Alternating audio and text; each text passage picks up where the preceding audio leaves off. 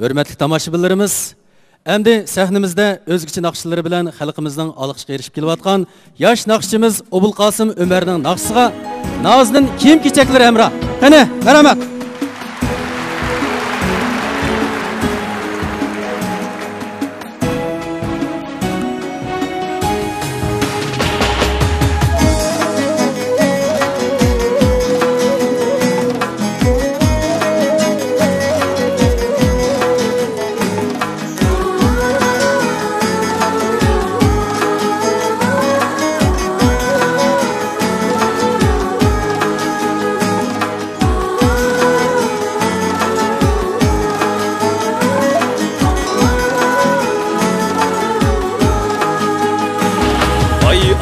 Asmanda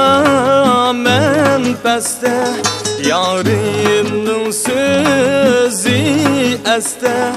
yarimning so'zi asta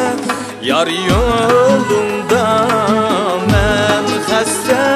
kun o'tdi ajab dasta yar yo'lunda men xasta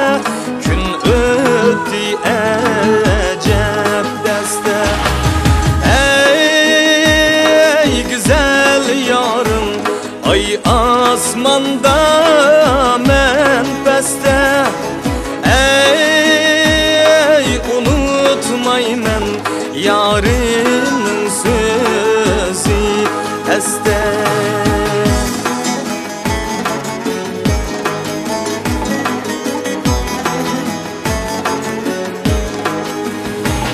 gün ötdi acep deste on kolumda gül deste on kolumda gül deste uçraşkan diyar bilen ötmem dukin bir peste uçraşkan diyar bilen ötmem dukin bir peste ey güzel yarım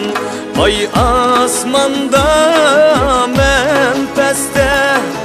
ey unutmayman yarının sözü este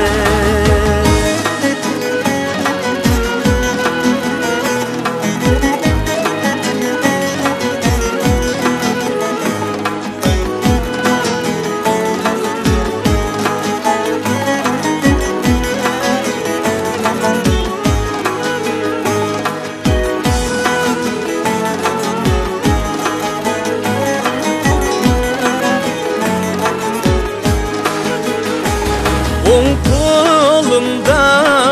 gül deste kelni görüm cineste kelni görüm cineste